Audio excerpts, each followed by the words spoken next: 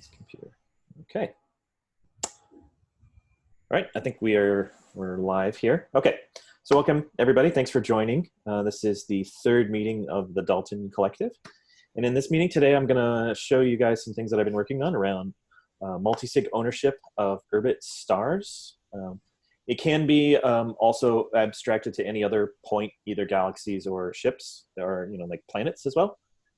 And I also have a few documents that I wanted to show first. Actually, just one document that it's very short, so it shouldn't take too much to digest. But I've been working on like a little splash page for the collective, kind of some of the thoughts that I've had in the last conversations that I've had with some of you in the last several weeks. And the idea here is that if this is sort of something that resonates with people, then I'm gonna formalize it.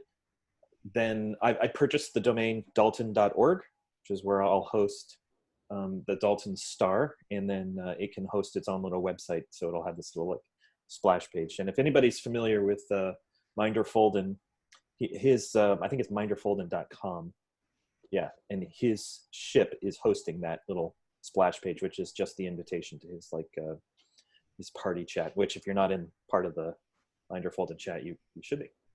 Okay, so I'm going to try to share this out.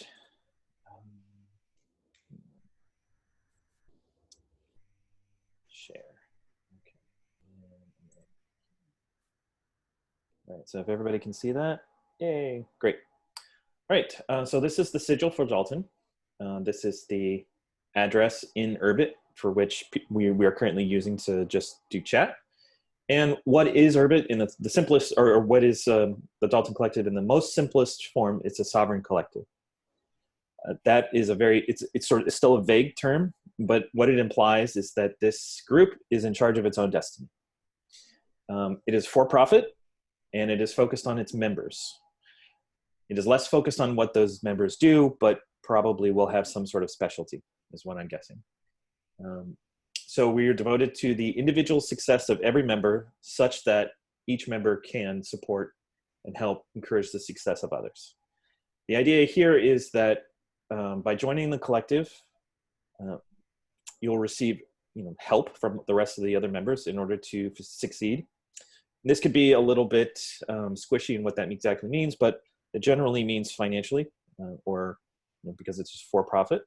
And then once you've achieved some level of sort of success, then you help others do the same thing within the group, or new members, that sort of thing, however it is that they join. In terms of governance, Dallten, we're more interested in how we do things than what we do. What that means is that process is important. So let's say it's more important to codify and understand what the rules of, like, say, open debate are than what the decisions of a debate might be. That kind of ethos is that the way we do things is important, and how we do them is very important as well. Yeah, and then we practice and build sovereignty, both personally and collectively. And what this means exactly, I'm not entirely sure, but this is my intuition, is that a lot of us here in this space are practicing personal sovereignty, especially in things like the way we control our own, sort of either economic destiny or the way we use a blockchain, that kind of thing. Trying to bring that same idea to a group of people. And then just a little bit of a footer, like an email address, maybe a Twitter handle, and an installation guide on how to use Urbit, because that's where this is going to be hosted. And then an address to the multisig, which is now what I'll get into. All right, multisig.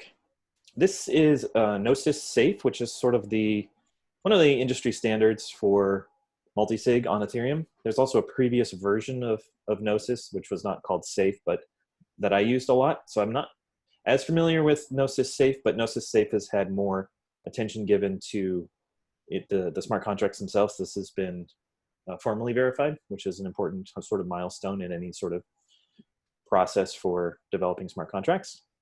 But if you'll notice, this particular smart contract, or this safe, has 3 members in it. And I've named these are arbitrary names. Like you can name them anything you want, but more importantly, it's these addresses that are on the multisig here. And right now it's myself, Ted, and Eric, who are all on this call. And these are our ship names. So sicdev-pilnup, Rabseth Bikram, and Ravnus Rickfer. And this is an example, but these are the 3 names that I think should be on this contract at the moment. This is currently set to a 1 of 3, so it would probably move to a 2 of 3, such that any action on this contract would require 2 folks to sign off on.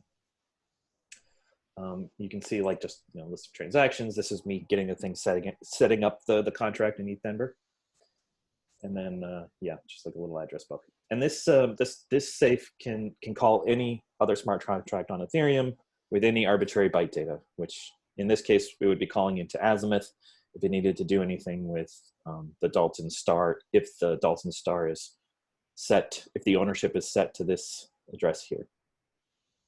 Okay, but there is one important caveat, which I want to go over as well, which is that you cannot create network keys from a smart contract.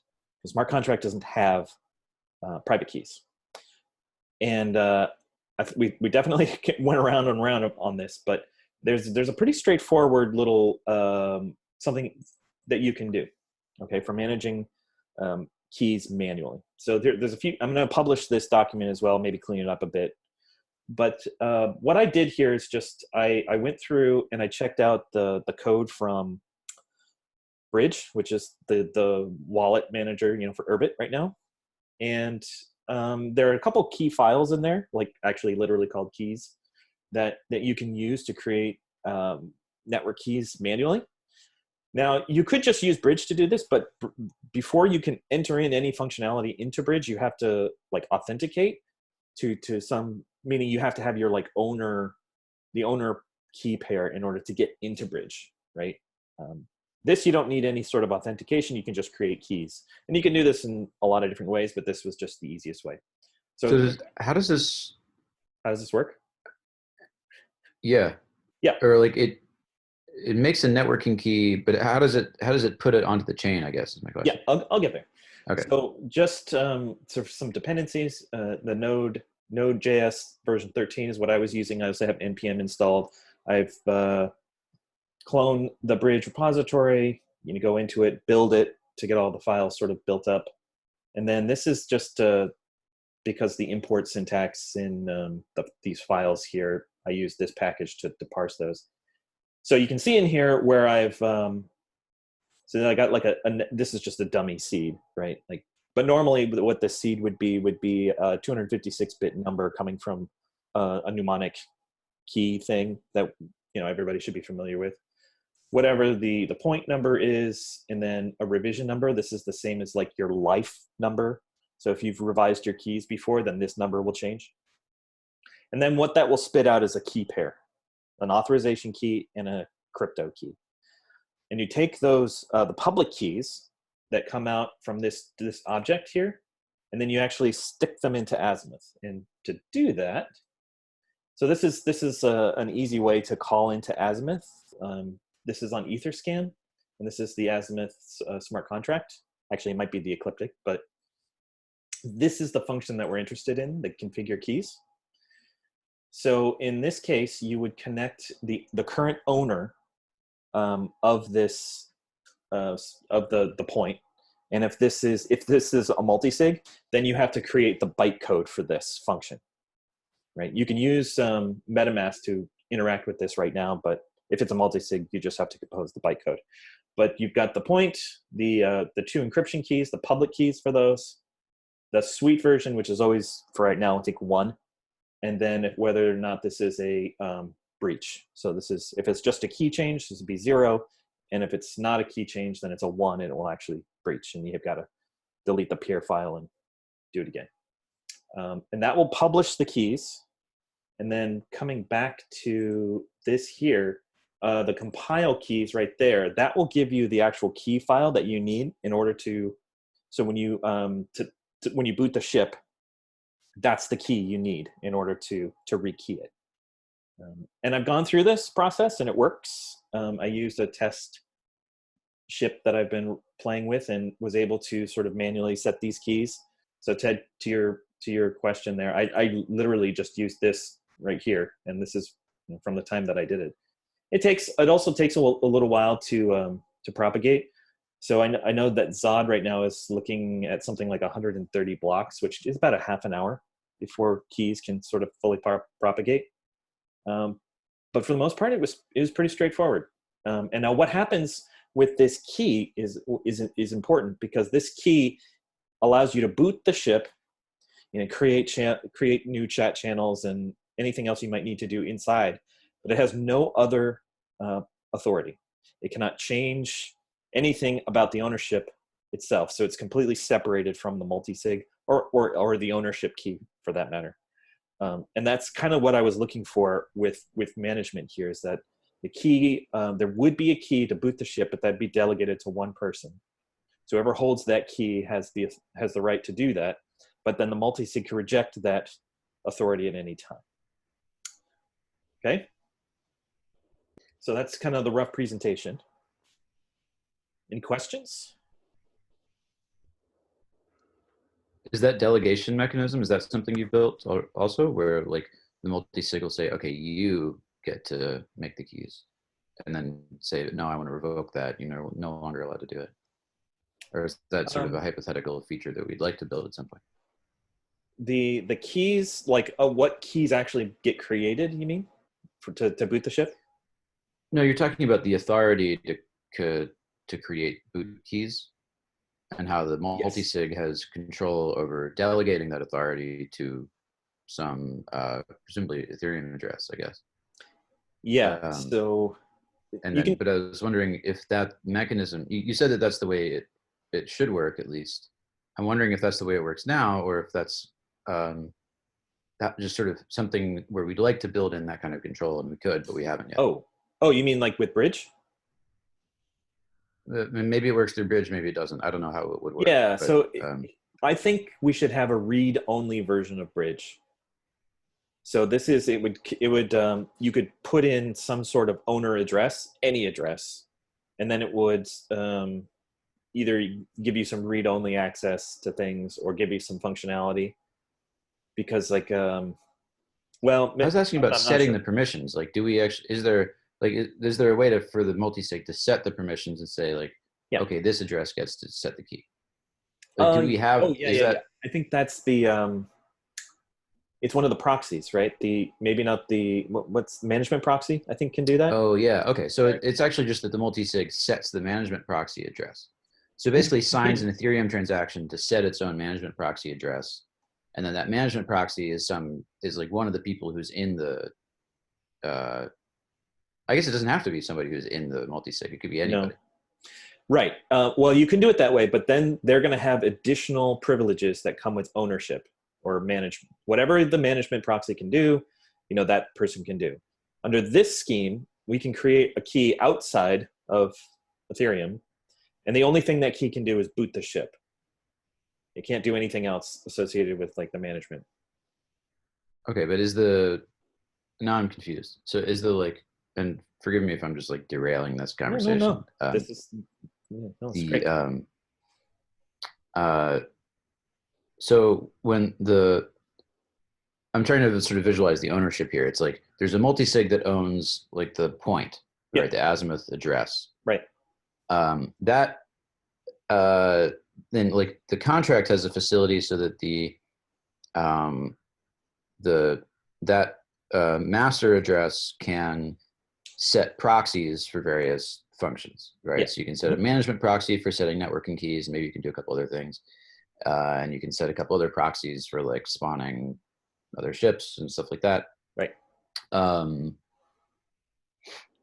So is the way that this whole thing works right now, the way that you've done this, where you use the multisig to generate a key, like a networking key, and put that networking key onto the chain, does that work by setting a management proxy, or does it skip the management proxy and just say, I, as owner of this address, set this directly? Yeah, it's I, as this address, set this directly. So the multisig isn't. I didn't even know you could do that, actually. I thought that you had to set a. I thought so too, but then I actually looked at the code, and it turns out you're just creating like a seed, a point in a configuration, and then it creates a public-private key pair. And you can set it to any public-private key pair. In fact, they can both be the same. The authorization key and the crypto key can be the same key. Yeah. Well, I mean, Ames as written right now doesn't actually use the signing key. It just uses the encryption key. We might change that, but yeah. So in that sense, yeah, if you do it. I mean, from Ethereum's perspective, it's just like 512 bits that you stick on the chain. Like, yep, that's it. Yeah, and it's only, you know, Urbit, the Urbit OS that, like, you know, reads that and interprets it as a key. Yep, that's right. Which is intentional, so that we can, you know, rotate we can change which crypto protocol we use inside of the Urbit network and have that be decoupled from the chain. Mm-hmm. Yep.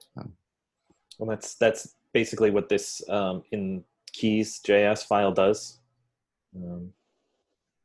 Yeah. Okay, so this is very cool then, because this is like, this is like a full. It's just like very simple, and I mean, not to say that it was simple to figure out, which I imagine it was not, but you've reached a simple solution here, which is very cool. Yep. It sounds to me like this does have all the properties that we would want. I don't know if there are any major downsides really. So the only other thing that I would suggest if people actually do want to use this is that if you're going to be doing things with this multisig, they don't give you a form field for interacting with the Azimuth, so you're going to have to compose bytecode, right? And like one of the best tools that I've used to compose bytecode is called Seth, S-E-T-H. And you can find that on DAppHub on there, which is on, I think, where is it? It's on GitHub. And it's a whole suite of tools you can use to interact with Ethereum. But in this case, it's a command line tool. You would give it the function name and its arguments, and then the actual inputs to those arguments, and then it'll just give you the bytecode. So in this case, that's how we would you'd actually set like where's that contract here? What? These right here. So this is the function point yeah. Well, you can actually you should be able to use Sarpen's ETH ABI parser for that too.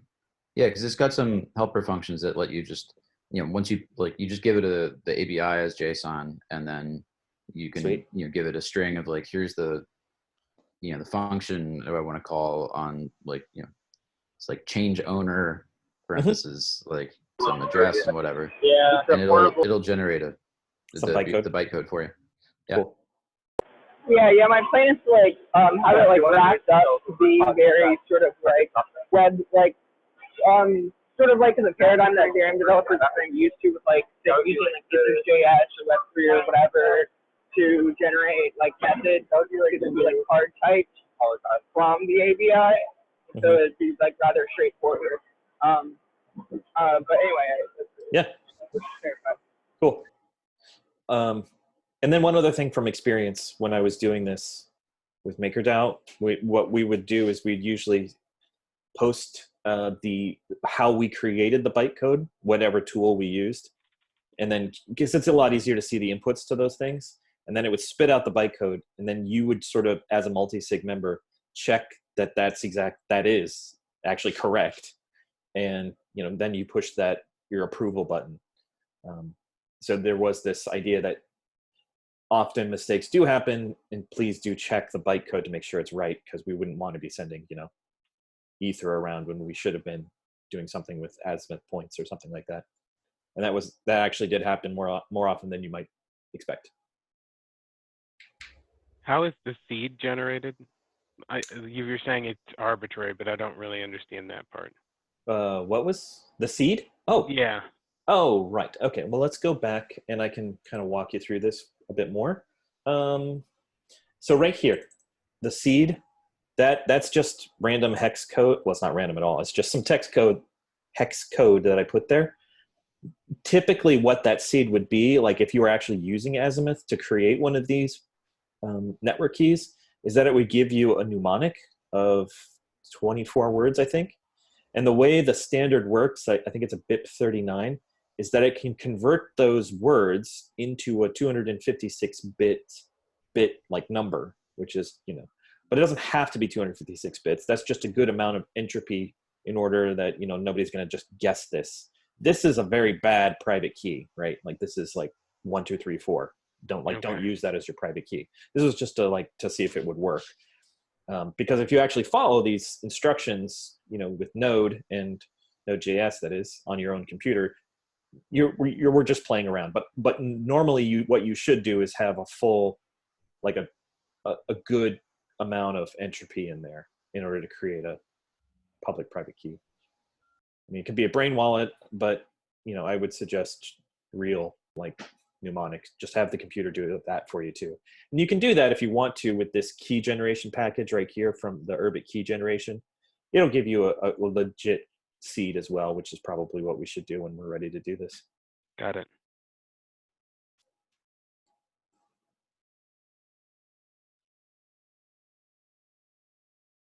Mm-hmm. And so then once you push the bytecode to the Ethereum chain, that's when, like you were saying, the members of the contract would be able to approve or disapprove of accepting. Okay, I follow. Yeah. Cool. And a note on that, the way Safe works right now is it posts a hash to the chain for approval. You approve the hash. So that also means you need to know what the inputs to that hash are in order to actually know what it means.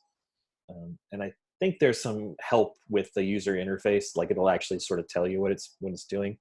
On the others, maybe not though. But in that case, then there's another check that needs to happen, which is to check the hash. But I understand why they did that is because in the previous version, it was just the straight up, you would just post the bytecode and wait for approval. And then if it hadn't been approved, anybody watching the chain could see what you're trying to do before it was approved. And that was a bit of a security problem.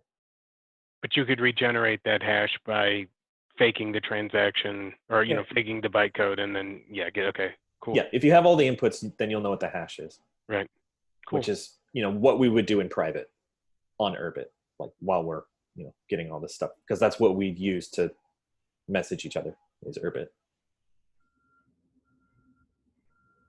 That's really cool. Mm-hmm. Nice work.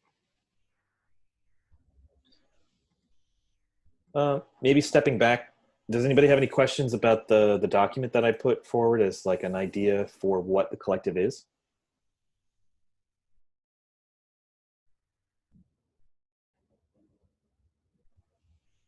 Okay.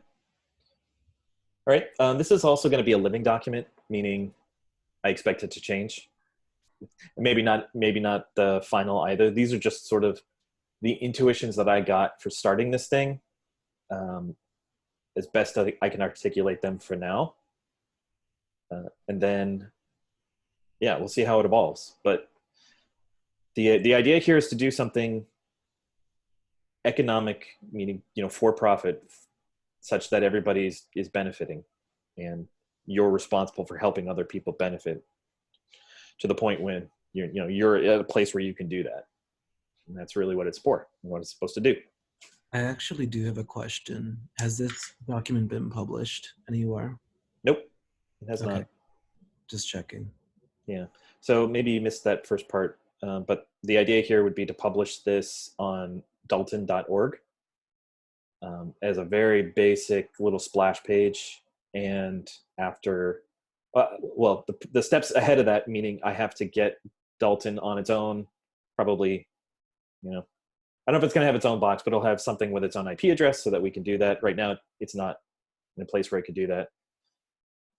And then, just publish it there and then make changes as needed. Yeah. Any additional thoughts on the proposed multisig members? I think you should get Sarpin in there at the very least. He's attended as much as anyone else at this point. So Sure, there's no reason it can't be more. Christian, do you want in on the multisig? Yeah, sure. Sorry, my attention is lacking because I'm on my way to the SWAT office. No, that's okay. Currently. But yeah, I'm super down to be on the multi-sig. Excellent. And which is really nice about this, the way we manage multisigs here as opposed to where I'm used to working with it on Ethereum, is that when we would have these multisigs, you had no idea who these people are, like in terms of like what key they chose to use. But those are all mapped, meaning if you Google these, or not Google these names or these addresses on urbit.live, it will tell you their ships as well, which is, so like I know just having Sarpin say, yes, I want to do that, I already know what his address is, right? And that's something we can all check, which is really cool. What if you want to move your point? Cool. If you move your point, that won't change this, of course, but that should be best practice. Meaning, if this is a Dallten, but that's easy to do. These can be swapped out. Okay. But I'm suggesting that should be best practice, is that your identity should be linked in this contract. I'd like to be added to this. We down to Ed. with it. Ed. Okay. Vetoed. No, of course, our bylaws stipulate that we require unanimity. Oh, hey, I'm all right with that. That's what we're buying into, right? Why? What? Pitch us, Ed. Why should we let you in? I don't know, man. Got some crazy ideas brewing up over here with respect to this stuff. So that's all I'm gonna say. I'm not gonna release any more info. Okay, all right. You've swayed my cold heart. Okay. What happened to your hair, man? You had glorious hair. I know. Oh yeah, it was time. It was It's like the loss of it. Sorry. Okay. And then let's see here. Yeah, so this address right here, I mean, obviously that's that's on somebody else's web server, but you can download Gnosis Safe locally too, and then host it from your own machine, which I'll probably end up doing at some point. And then you can also, it'll just read the chain from whatever you connect it to.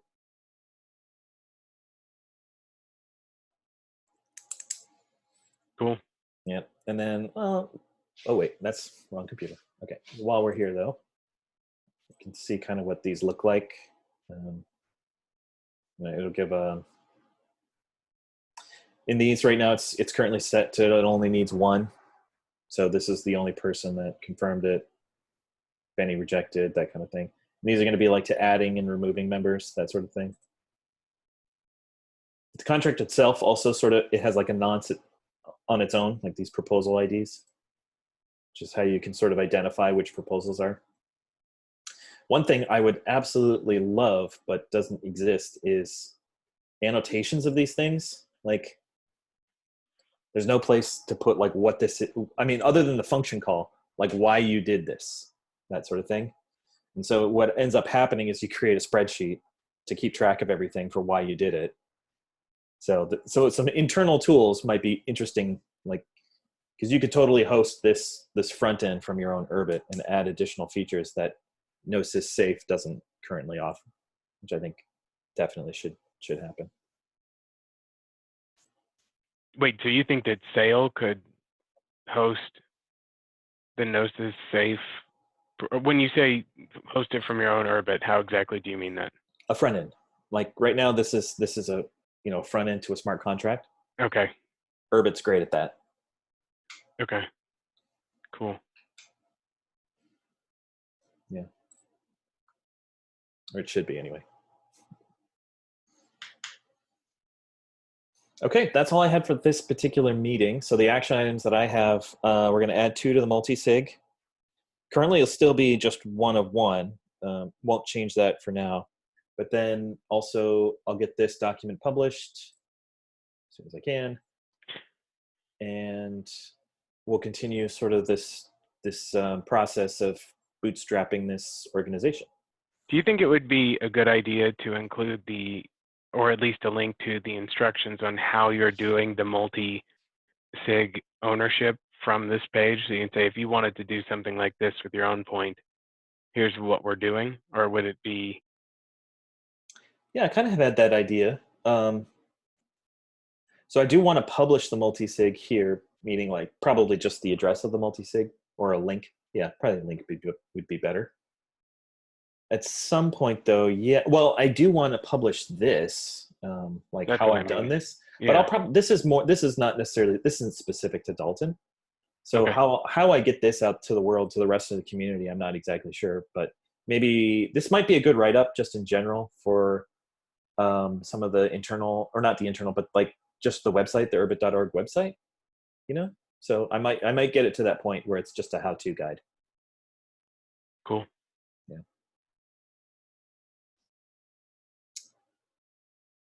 Cool, guys. Anything else you want to chat about before we sign off for the day? Do you have thoughts about how, as members, we can start contributing, or is that still something that's going to happen in the future? Like framing that out. Well, what I think right now is, so one of the things I really absolutely want to make sure that we think about early is culture. And in culture, what that means is how we deal with each other, or how we deal with, like, interpersonally, why we're here, what we're trying to do, that kind of thing. I think is way more important than what we're going to end up doing, even if that what we end up doing is multiple things, which I expect it to be. This organization, in a traditional company, you know, you've got one thing that the company is trying to do, perhaps, and the people kind of come and go. You know, that's a very standard way a company works.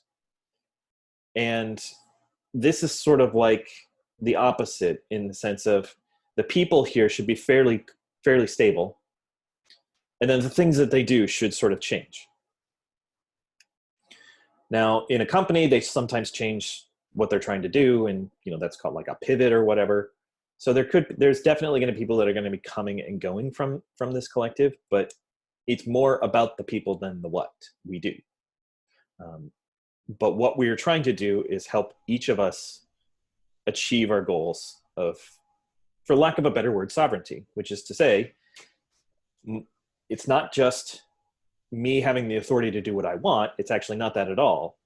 It's that in an environment where each of us has that sort of respect for each other, my actions, I know that they're going to impact yours. And if that intrudes on your sovereignty, that's something that that I need to work on and that I need to deal with. So, I mean, that's not a great way of saying it, but the most important thing here is that the group and how the group works and what we do, I think, could be really cool, but, you know, I'm less interested in that. I'm more interested in how we do things. Okay. But I do have some ideas of what we could do. I mean, yeah, because we're all very much interested in Urbit. We're all very much interested in, let's call it, blockchain technologies, probably. You know, we're interested in a lot of the same things. So there's probably some things we could build quite easily and get excited about, especially internal to Urbit, like making it work better, making, you know, adding services to the network, like all those things I could see very much happening. Make sense? Yeah. Thank you. Mm-hmm. Yeah, and I think just looking down the list here, I mean, we've got some pretty good people interested. So there's at least that. But at some point, we're going to need to get a little bit more concrete about what it actually means to be a member, because right now it's for the most part open. People can drop in and you know, and see what's going on without too much commitment. But at some point, it will be. I mean, I think it's basically as soon as Dallten has planets under it that it's responsible for routing to, Mm-hmm. then that means that the collective has to bear responsibility for keeping those planets running well. Certainly. Mm-hmm. And there's been some idea about maybe using those planets as proxies for membership as well. That might be what we want to do. Maybe not, but it could be a fairly straightforward way of determining who is and who's not a member. Yeah.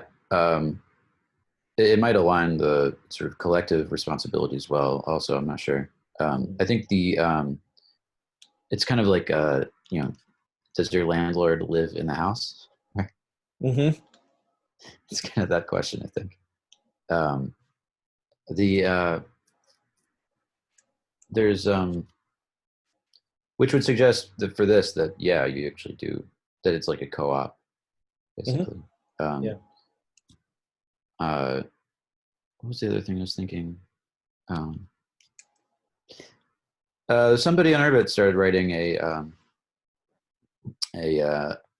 Ethereum contract for paying stars, I think. So might Oh, nice. want to look into that too, so that maybe there's some idea where like, you know, you pay dues to be in the organization, and that's what keeps you like getting routed. And maybe those funds are somehow officially earmarked to go to like hosting costs for the star or something like that. Mm-hmm. Absolutely. And it could be also that Dallten is a business and has customers, which is more of a co-op type model. That is, you know, actually most straightforward as far as I can tell. But then that's there would be a difference between the people that consume the services and the people that are offering them. In that way, that we would be responsible. Whoever those people are, they're responsible for a certain quality of service to some extent.